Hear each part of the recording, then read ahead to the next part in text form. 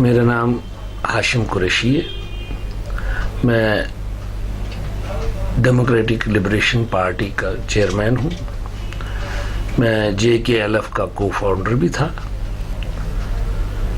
تو آج جس ہستی کے بارے میں آپ مجھ سے بات کر رہے ہیں تو بات کرانا چاہتے ہیں تو میری تو وہ اوقات ہی نہیں ہے کہ میں ان کی جدوجہد، ان کی شخصیت، ان کا جو علم ہے اس کے بارے میں کوئی بات کروں.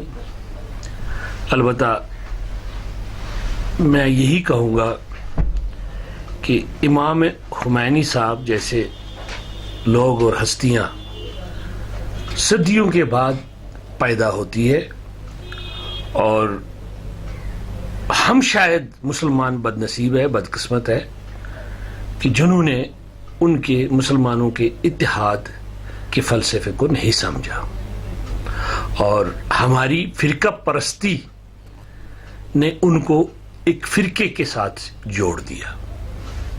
یہ ہماری بہت بڑی بدقسمتی ہے.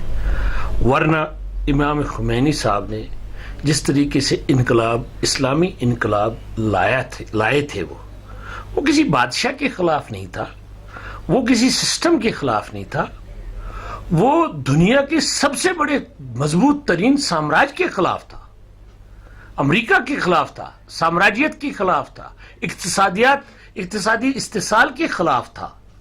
ان کا انقلاب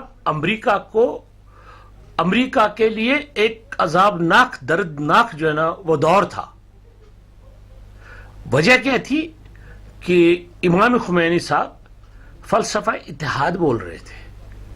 انہوں نے مسلمانوں کو ان کی طاقت، ان کا فلسفہ، ان کا جو رسول اللہ صلی اللہ علیہ وسلم کا سسٹم تھا، انہوں نے ان کو عملی طور پہ دکھایا تھا کہ قرآن میں، اللہ کے رسول میں کتنی طاقت ہے. یہ بدنصیبی ہے. اس سامراج نے پھر عراق کو 10 سال ایران کے خلاف لڑایا. 2 ملین سے زیادہ جانیں ادھر اور ادھر ضائع ہو گئی. مرا کون؟ مسلمان. اب یہ جی وہ شیعہ ہے، یہ سنی ہے، یہ فلاں ہے، یہ فلاں. میں اس فلسفے میں جانا ہی نہیں چاہتا. میں یہ سمجھتا ہوں جن لوگوں کا اللہ ایک ہو، رسول ایک ہو، قرآن ایک ہو، کلمہ ایک ہو، ان کو مطلب فرقے بٹی میں بانٹنے کی وجہ کیا ہے؟ وجوہات وہی ہے. اس کی جڑ سامراج ہے، اس کی جڑ امریکہ ہے، اس کی جڑ یورپ ہے. کیونکہ آج اگر یورپ استحصال ایشیا کا، مسلمانوں کا کرنا چھوڑ دے تو یورپ کے کمرے ٹھنڈے ہو جائیں گے، ہیٹر نہیں چل سکتا وہاں. تو میں مطلب ہم نے ایک دفعہ نکالا تھا، والر تھا، ویکلی ہمارا نکلتا تھا. اس وقت میں لبریشن فرنٹ میں تھا، پاکستان کی بات ہے. ہم نے ایک والر امام خمینی صاحب نمبر نکالا تھا.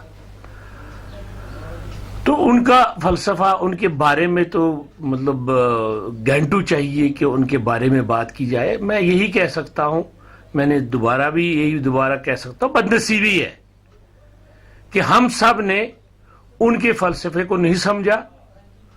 ان کا فلسفہ کوئی شیعہ کے لیے نہیں تھا، کوئی سنی کے لیے نہیں تھا، کوئی کسی کے لیے نہیں تھا. ان کا فلسفہ سیدھا سادہ مسلمانوں کے لیے تھا.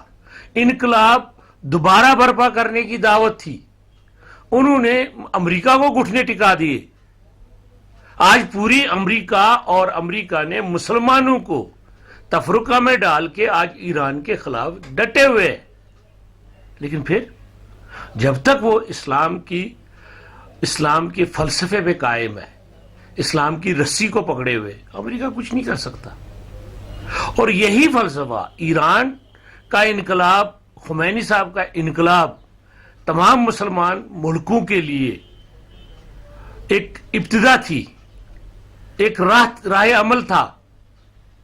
لیکن چونکہ مسلمان ملک سارے سامراج کے اس شکنجے میں جڑے ہوئے ہیں، ایک طرف سے وہ امداد دیتا ہے لیکن یہ دیکھتے نہیں ہے کہ ان کا استحصال تمام عرب کا تیل وہ لے جاتے ہیں.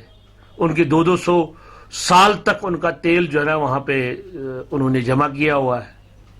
تمام جتنی بھی دنیا میں آپ دیکھیں مسلمانوں کے ملک دیکھیں، ان کے وسائل دیکھیں، ان کی مدنیات دیکھیں، اس سب کا استحصال یورپ اور امریکہ کر رہا ہے. اس کے خلاف خمینی صاحب کا سب سے بڑا درس یہ تھا کہ اسلام کی رسی کو پکڑو اور ان ظالموں کے خلاف، جابروں کے خلاف، ظلم کہیں بھی ہو اس کے خلاف کھڑے ہو جاؤ اور اپنے لوگوں کے حقوق اور اسلام کی رسی کو پکڑا. تو میں یہ سمجھتا ہوں امام خمینی صاحب جیسے لوگ، شخصیتیں صدیوں کے بعد پیدا ہوتے ہیں. کاش اللہ تعالی ہم پہ رحم کرے، ہمارے مسلمانوں کے اندر ایک اور امام بھیجے تاکہ وہ ہمیں یہ اتحاد کی رسی کو مضبوطی سے پکڑوا دے. والسلام.